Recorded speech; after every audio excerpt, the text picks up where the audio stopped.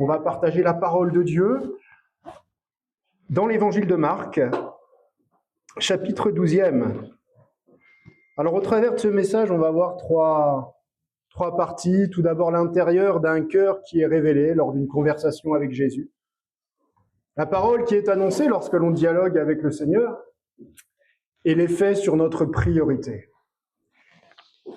Marc chapitre 12, à partir du verset 28. Marc 12, verset 28.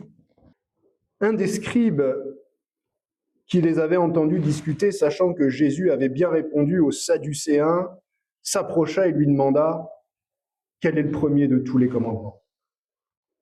Jésus répondit « Voici le premier. Écoute Israël, le Seigneur notre Dieu est l'unique Seigneur. Et tu aimeras le Seigneur ton Dieu de tout ton cœur, de toute ton âme, de toute ta pensée et de toute ta force. Voici le deuxième. Tu aimeras ton prochain comme toi-même.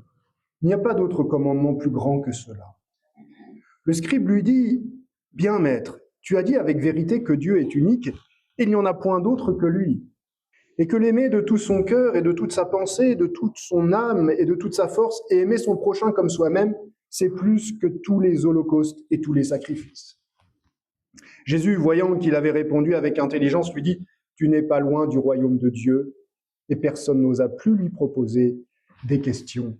Amen. » Alors, on est sur la fin du ministère terrestre de Jésus, et Jésus va se faire défier par beaucoup de religieux. Dans les versets avant, dans les versets 13e, où vous avez des pharisiens, vous avez des hérodiens, alors c'est-à-dire, c'était des juifs du parti d'Hérode qui soutenaient son règne, des sadducéens et puis des scribes. Souvent, même ennemis entre eux, ils étaient divisés sur certaines questions théologiques, ils n'étaient pas d'accord, et pour piéger Jésus, ils s'étaient rassemblés. Au verset 13, des pharisiens, des hérodiens qui vont venir essayer de surprendre Jésus par ses propres paroles. Puis au verset 18, ce sera le tour des Sadducéens, ils vont essayer de venir embarrasser Jésus au sujet de la résurrection, à laquelle eux ne croyaient pas. Ils s'étaient même avec ça opposés à la secte des pharisiens. Enfin, sur notre lecture, un scribe. Il va s'approcher de Jésus pour lui soumettre un problème épineux qui consistait à discerner quel était le plus grand des commandements. Cette question posée à Jésus, au premier regard, quand on la lit, et avec les lectures que l'on peut faire juste avant, vise à prendre Jésus au piège des débats pharisiens sur l'identité du plus grand commandement. Et Jésus, dans sa réponse, va rapprocher en fait de manière surprenante deux commandements bien connus du judaïsme. L'amour pour Dieu et l'amour pour le prochain. Sachant qu'attention, le prochain, dans la tête d'un juif, ça restait un hébreu. Il n'était pas un étranger en dehors de la frontière d'Israël. Mais qu'était-ce véritablement un scribe à l'époque de Jésus? Du temps de Jésus. Et les scribes avaient évolué depuis l'Ancien Testament. C'était des juristes, des avoués. Et ils exerçaient en général trois véritables fonctions. Ils étaient copistes de la loi, ils étaient conservateurs de la loi et interprètes de la loi. Il ne s'agissait pas d'une secte telle que les pharisiens, mais d'un corps d'interprètes professionnels concernant la loi. Et dans la communauté juive, ils étaient très respectés. Ils avaient toujours, en général, quand on parlait de la loi de Moïse, le dernier mot. On se tournait vers eux. Ils étaient alignés, on va dire, théologiquement avec les pharisiens, car ils mettaient l'accent eux aussi sur la loi écrite, mais pas que, sur la tradition orale, qui en fait était depuis des siècles l'interprétation de la loi, une interprétation orale. Ils avaient en fait modifié la loi, ils l'avaient adaptée correspondant à leur temps, qui aussi évoluait. C'était pour s'arranger. Mais ce qui est formidable, au travers de l'enseignement de Jésus, pour nous, des siècles après, et on pourrait presque se réjouir de voir des personnes, des hommes religieux, ennemis devant Jésus, qui ont posé toutes ces questions au Seigneur, parfois dans le but de le défier, mais ça a permis au Seigneur de développer des points que nous avons besoin de connaître. Et c'est aussi une preuve de notre Seigneur, de prouver qu'il est venu accomplir la loi. Et en nous arrêtant sur la réponse de Jésus à la question de ce scribe, la réponse de Jésus nous rappelle avec force que l'amour est l'accomplissement de la loi. Alors la première chose sur laquelle on s'arrête, c'est qu'il y a forcément la profondeur de la question, parce qu'il est question d'une loi très importante respectée à l'époque, donnée à Moïse, et que l'on peut étudier, on peut faire des prédications même à part sur chaque verset. Mais ce qui est intéressant, c'est les réactions du scribe. Et cette rencontre, le dialogue qu'il y a entre un religieux reconnu à l'époque pour ses qualités et le Seigneur, avec la question qu'il va poser. Et en fait, ça va révéler plusieurs choses dans le cœur de cet homme religieux qui intérieurement se pose des questions sur Jésus. Parce que c'est également dans notre vie personnelle ce que nous pouvons rencontrer quand des personnes de tradition religieuse viennent nous poser des questions et que nous sommes tout à coup amenés à témoigner de la grâce de Dieu, ce que l'on a reçu, notre foi, nous amenant à parler de Jésus, et parfois on est surpris, on peut être surpris de leur réaction, on ne sait pas trop en fait pourquoi ils viennent nous aborder, et cette rencontre, plus qu'encore la profondeur de la loi, eh bien c'est intéressant de voir ce que cela peut révéler dans un cœur, ce que la parole de Dieu, elle révèle aussi, elle nous révèle, et ce que ça révèle sur nos priorités de vie. Révéler un cœur sincère qui s'avance, révéler un cœur qui vient véritablement nous faire de l'opposition et qui n'est pas sincère, ou la question posée par cet homme éminent va révéler l'état d'un cœur. Au verset 28, il lui dit « Quel est le plus grand? Quel est le premier de tous les commandements ?» Et cette question va révéler premièrement la curiosité d'un cœur. La curiosité d'un cœur. Et parfois, la question qui, quand elle nous est posée, semblerait venir nous défier, eh bien cette question, elle peut quand même révéler la curiosité d'un cœur. Visiblement, pour les scribes, la question de savoir quel était le plus grand de tous les commandements avait très certainement été un sujet de polémique pour qu'il avance vers Jésus et qu'il lui pose la question. Cela revient à penser que l'on poserait, nous peut-être, j'ai pris cet exemple, à un médecin, docteur, c'est quoi le plus grand des membres du corps humain? Quel est le plus important? Et pourtant, Jésus va répondre avec obligeance à une telle question. Parce que deuxièmement, cette question va révéler une foi spirituelle, une soif spirituelle. Derrière cette question du scribe qui s'approche après tous les autres religieux, puisqu'il arrive en dernier, et nous on penserait, pour tenter de mettre à mal Jésus, vu ce qui s'est passé juste avant, le Seigneur va discerner chez cet homme un ardent désir de savoir et de trouver la vérité. D'un homme en fait qui cherche avec une véritable intelligence et pas de fausseté. Jésus va lui-même lui répondre à la fin, et on l'a lu, « Tu n'es pas loin du royaume de Dieu ». Et nous pensons parfois que quand on s'approche de nous, on va vouloir nous piéger sur notre foi avec des questions. Mais si nous répondons toujours avec délicatesse, avec droiture, nous rappelons comment Jésus a rencontré des hommes qui cherchaient à savoir de manière sincère, qui parfois voulaient véritablement le piéger, eh bien nous pourrons aussi voir l'action du Saint-Esprit agir progressivement dans un cœur qui est en face de nous et qui nous interroge. Et cette question posée va révéler aussi la sincérité d'un cœur. Ce scribe est la dernière personne à interroger Jésus dans le temps. En Matthieu, chapitre 22, verset 35, Matthieu va expliquer aussi cette rencontre. Il dit que le scribe, docteur de la loi, pose une question à Jésus pour l'éprouver. Cet homme, du coup, quand on lit simplement Matthieu et qu'on ne va pas dans Marc, cherchait-il à piéger Jésus comme ses prédécesseurs? Ou aspirait-il au contraire à progresser spirituellement? Et le verbe employé par Matthieu, c'est éprouver. Et en général, ce verbe-là est utilisé pour deux sens. Il est utilisé pour un sens négatif, éprouver pour détruire, éprouver de manière malicieuse.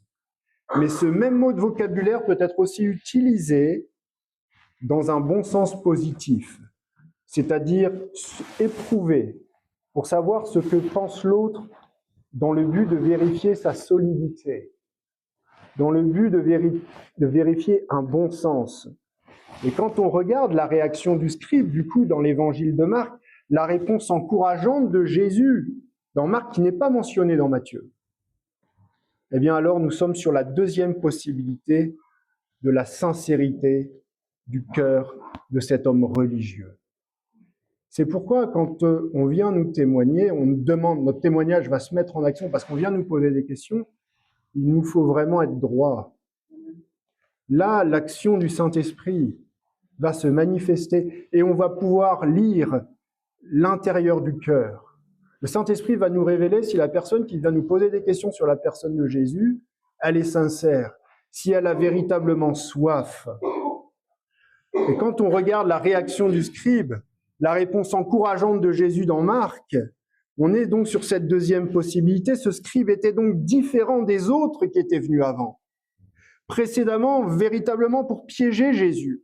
Et dans son approche de Jésus, dans sa question, se révèle au contraire que la plupart des autres scribes, eux, ils viennent vers Jésus c'était pour le contredire. C'était pourtant des interprètes de la loi. Et lui, cet homme qui est un interprète de la loi, qui a ces trois fonctions, il fait preuve quand même d'une humilité devant les autres, dans le temple, de s'approcher de Jésus. Et Marc va dire de lui au verset 28, « L'homme s'approche de Jésus parce que celui-ci avait bien répondu aux Sadducéens. » Il avait été satisfait de la parole de Jésus, prouvant que cet homme ne vient pas pour mépriser et humilier Jésus. Nous témoignons, il y a pour nous l'action du Saint-Esprit qui peut nous amener à révéler les cœurs sincères quand on vient nous interroger sur notre foi, nous poser des questions à propos de la Bible, du réveil, du protestantisme, des églises. Je le reconnais, on ne vient pas nous poser des questions en premier sur « c'est qui Jésus ?» On évite et on n'entend pas souvent prononcer le nom de Jésus. Moi, il m'est arrivé ce témoignage cet été. Vous arrivez dans le Cantal, dans un village où il n'y a personne. J'y vais, traverse pour aller sur la place, et là, il y a un homme. Et vous êtes pasteur. Votre père nous l'a dit. Oh là là. Et qu'est-ce qu'il va me dire? Eh bien, j'aimerais vous poser des questions. Vous êtes surpris. Et vous dites, mais quel est l'état de son cœur? De quoi va-t-il me parler? Et il arrive avec son téléphone portable et il me dit, nous, on est de tradition catholique et pour la première fois, on a visité une église protestante et je l'ai prise en photo et je voudrais vous la montrer parce qu'elle est magnifique. Alors, je regarde l'église protestante et moi, il me dit, est-ce que votre église, c'est la même que celle-là? Je ne l'ai pas dit, on est dans une église pentecôtiste, évangéliste, des assemblées de Dieu.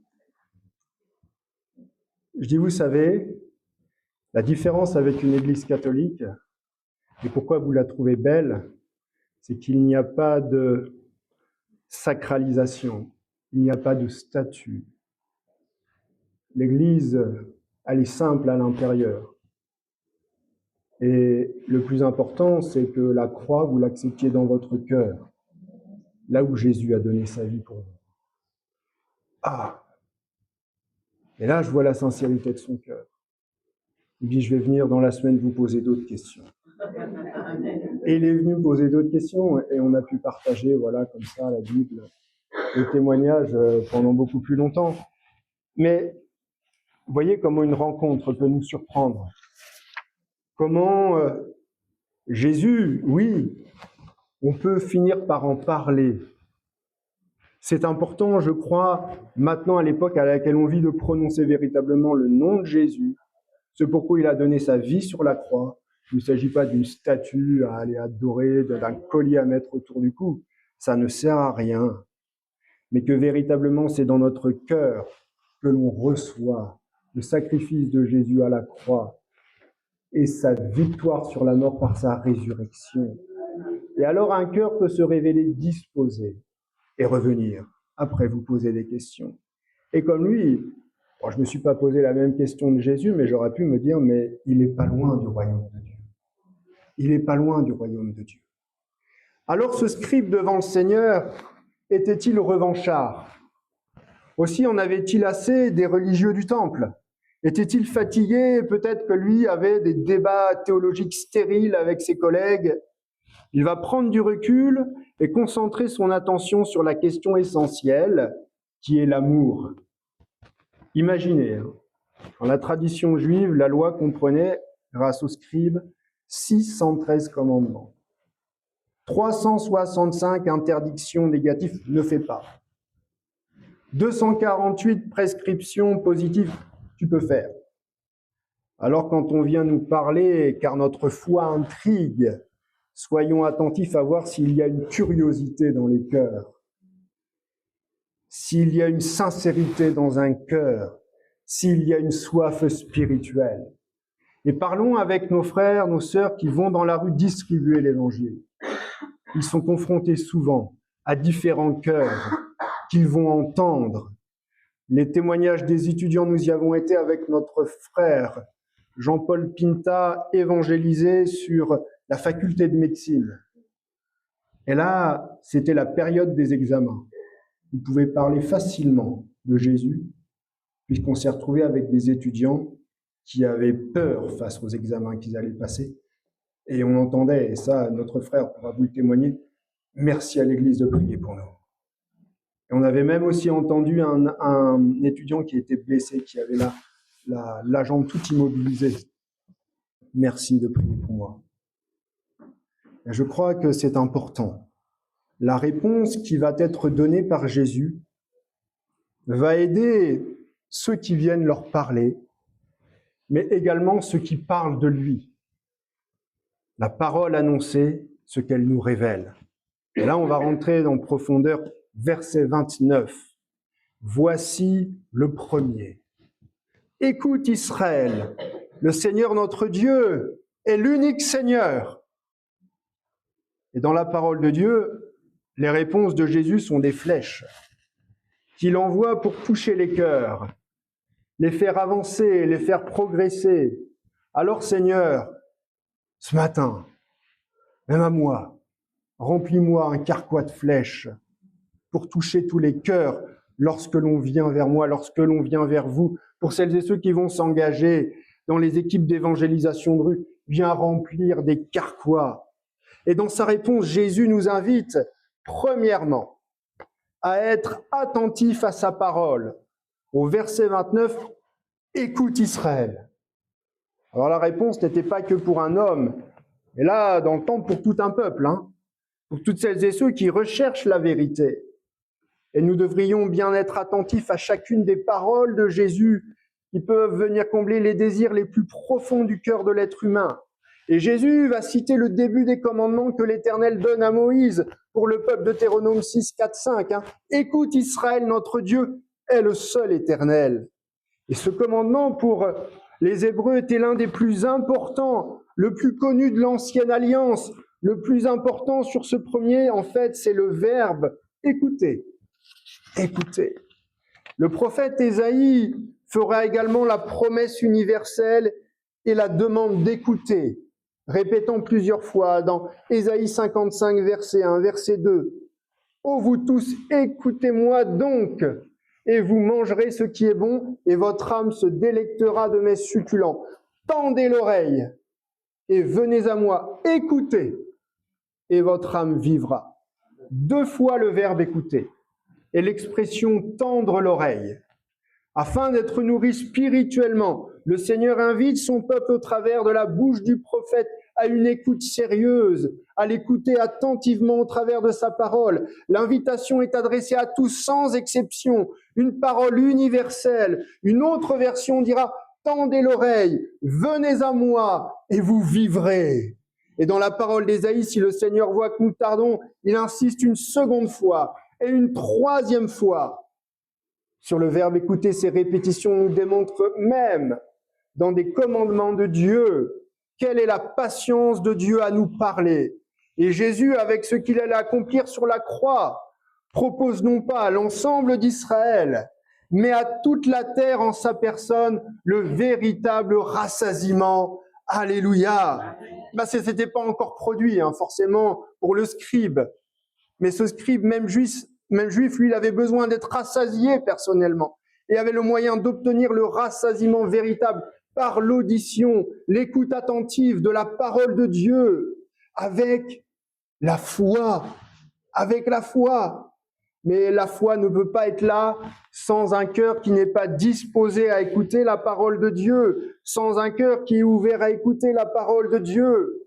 Ce scribe a avancé vers Jésus et le Seigneur lui dit qu'il n'est pas loin du royaume de Dieu. Alors à ce scribe, lui manquait-il encore la foi pour rentrer dans le royaume? Dans sa réponse, dans sa parole, Jésus nous invite à avoir la foi en l'unité de Dieu. Verset 29, le Seigneur notre Dieu est l'unique Seigneur.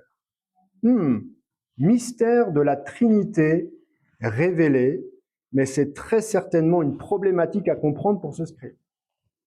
Comme pour beaucoup d'autres religieux, c'est la divinité de Jésus, c'est l'identité du Messie. Dieu est tout à la fois, singulier et pluriel. Il est Père, Fils, Saint-Esprit.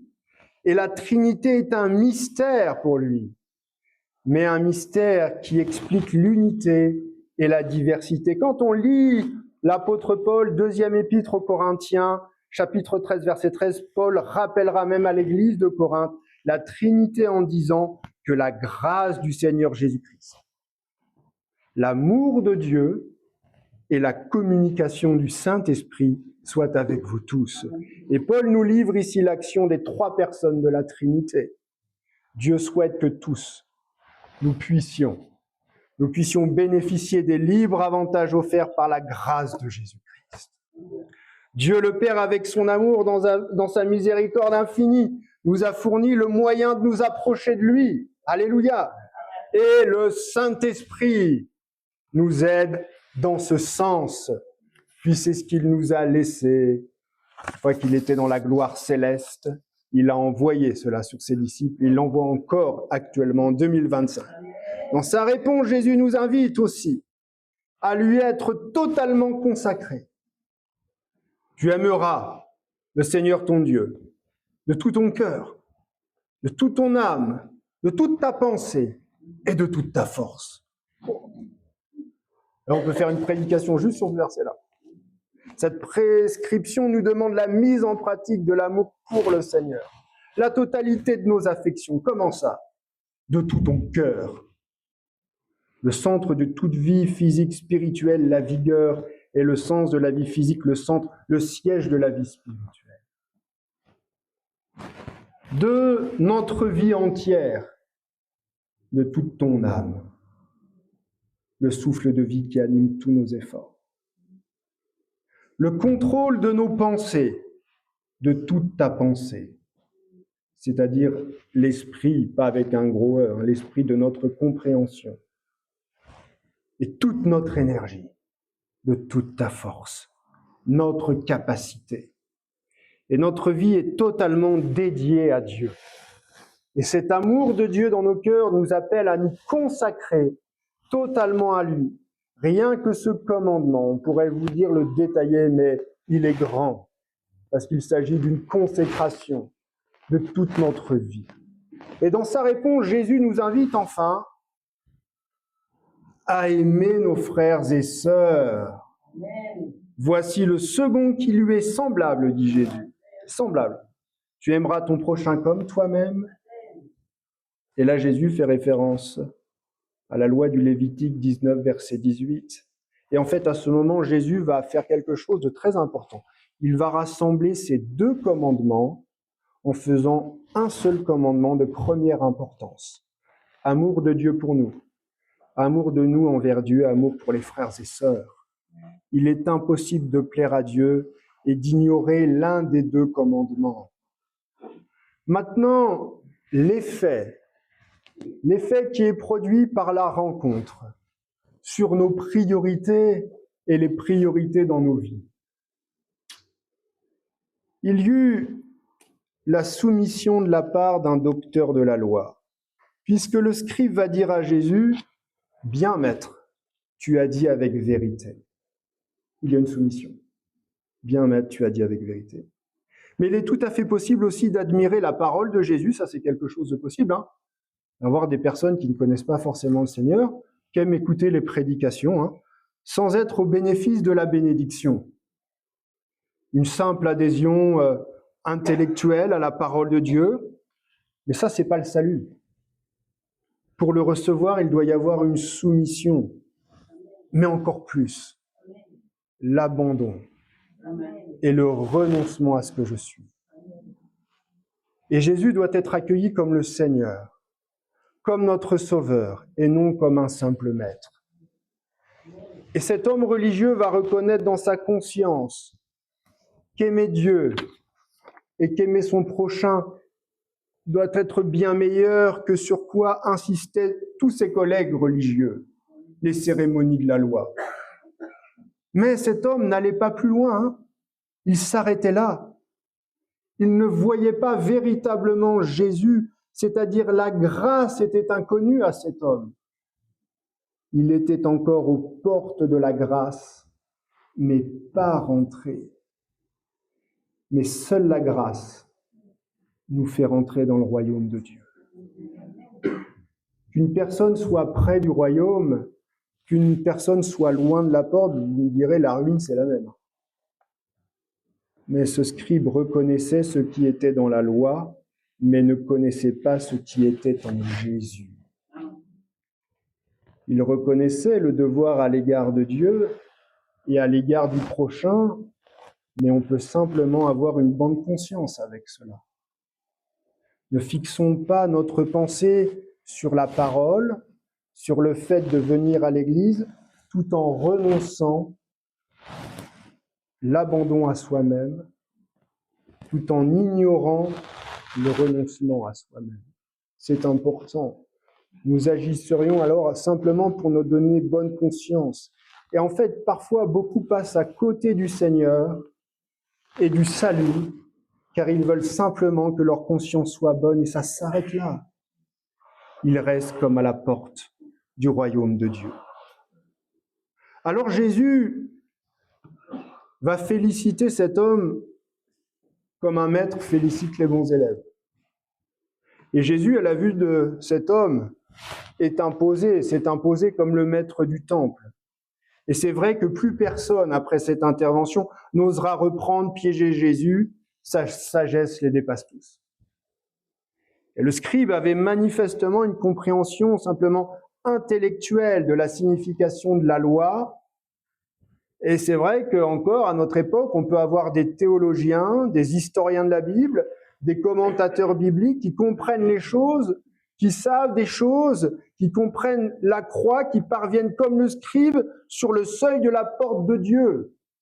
Mais c'est tout, parce qu'il n'y a pas d'abandon à soi-même. Il n'y a pas de véritable renoncement.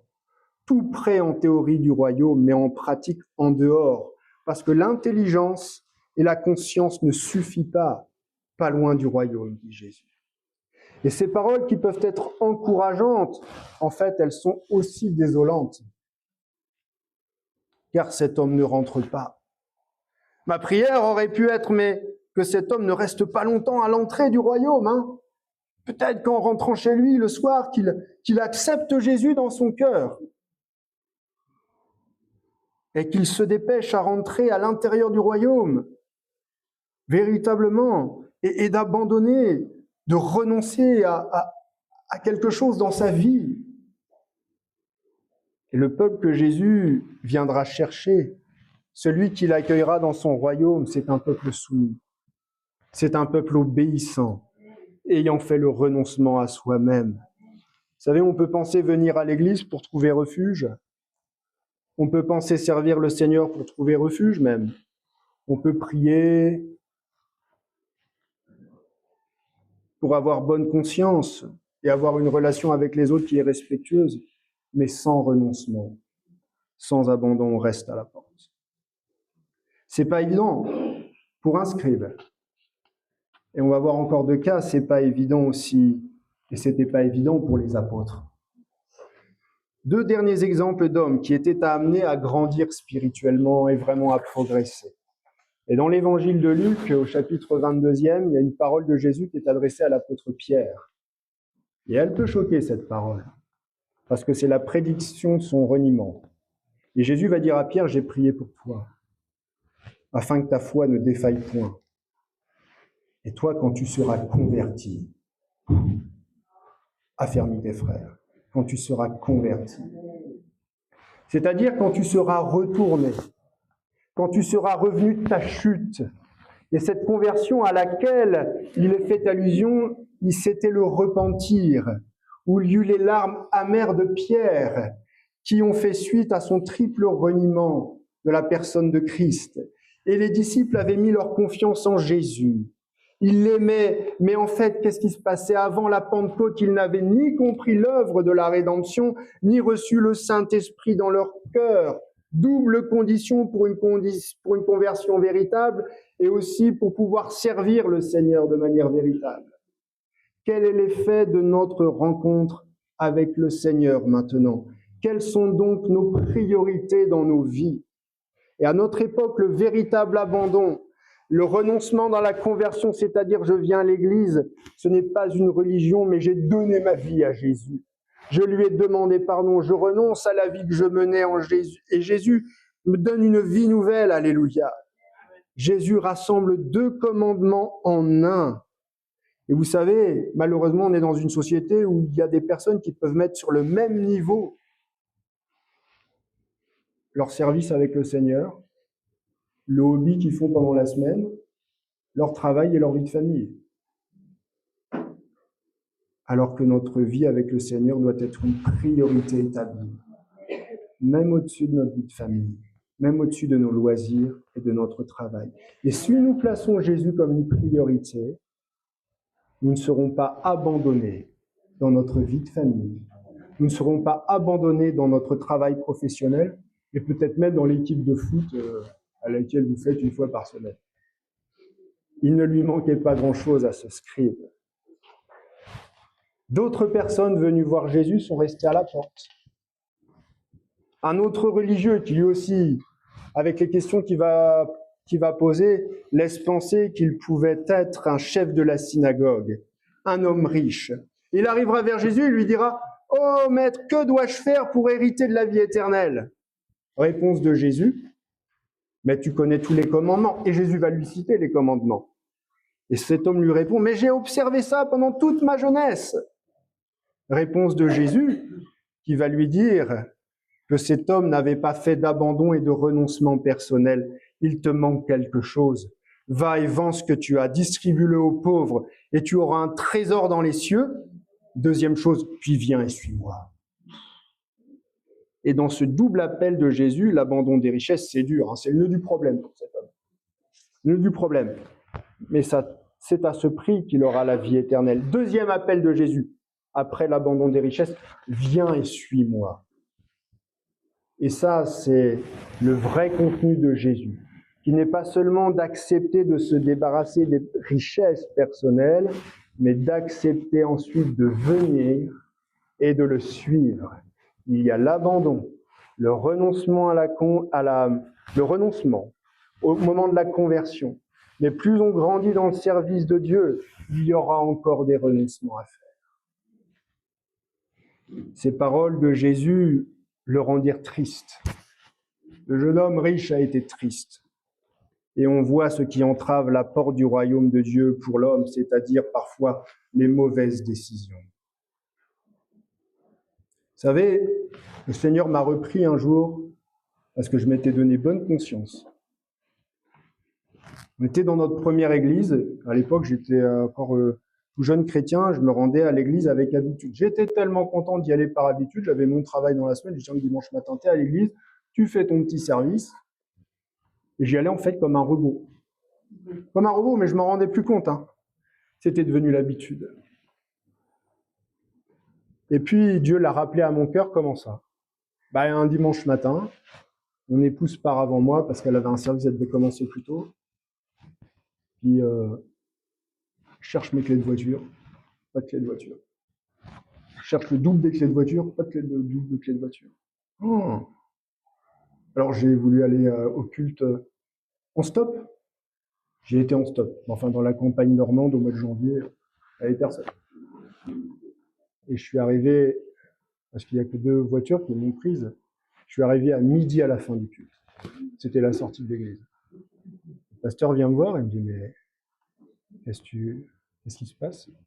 Il me dit, t'as vraiment loupé un culte. On a vécu des miracles. J'étais là, c'est pas possible. Pendant 1 semaine, j'ai pas dormi. Et Dieu m'a rappelé, il me dit, tu vois l'importance de venir à l'église, on ne vient pas comme ça. On ne vient pas au dernier moment, comme je faisais, je prenais mon café, je prenais ma clé de voiture, puis j'y allais. Parce que je savais qu'avec ma voiture, un dimanche sur la campagne normande, il n'y avait que 10 minutes de route. Ce matin-là, j'ai mis 2 heures pour y aller. 2 heures. J'ai demandé pardon au Seigneur. Et je crois que c'est important de savoir pourquoi on vient à l'église. Je crois que c'est important, le renoncement, l'abandon à la conversion, il est indispensable. Mais quand on veut marcher, suivre le Seigneur dans le service, il y aura encore des renoncements et des abandons à accepter dans sa vie. Que le nom du Seigneur soit glorifié. Amen. Ne restons pas à la porte du royaume. S'il y a des personnes qui veulent s'approcher de Jésus ce matin, vous pouvez rentrer dans le royaume de Dieu, il n'y a pas de souci. Acceptez le Seigneur dans votre cœur.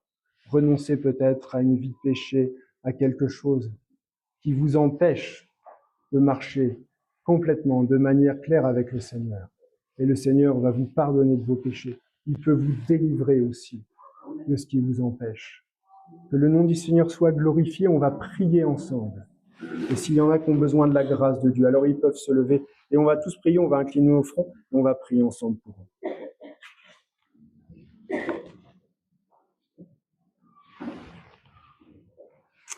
Notre Père, nous voulons te remercier parce que quand nous lisons ta parole, Seigneur, elle nous ramène à beaucoup d'humilité. Nous sommes loin d'être les meilleurs. C'est vrai que la vie n'est pas facile. Nous sommes aussi parfois face à des personnes qui veulent nous poser des questions sur notre foi. Et nous ne savons pas si tout de suite s'ils sont là pour se moquer de nous ou s'ils sont là pour avancer avec toi parce qu'ils se posent véritablement des questions dans leur cœur. Alors nous te prions, Seigneur, d'être renouvelés, d'être remplis du Saint-Esprit afin que véritablement ces cœurs soient révélés lorsque nous allons témoigner de ta personne. Ne pas les juger. Nous voulons aussi te prier, Seigneur, pour la profondeur de ta parole. Ce jour-là, dans ta parole, un homme a voulu savoir quels étaient les plus grands commandements. Seigneur, tu vas révéler des choses, et notamment ton sacrifice à la croix, la Trinité, ce que tu es capable de faire dans un cœur. Et nous te prions pour qu'un cœur ce matin ne reste pas à l'entrée du royaume de Dieu, à la porte du royaume, mais que véritablement il puisse rentrer maintenant en donnant sa vie à toi, en s'approchant de toi, en te demandant pardon pour ses péchés, et puis que tu viennes le délivrer. Il a peut-être, cette personne, des choses à abandonner, des choses à renoncer, que véritablement tu puisses agir dans ses cœurs, Seigneur.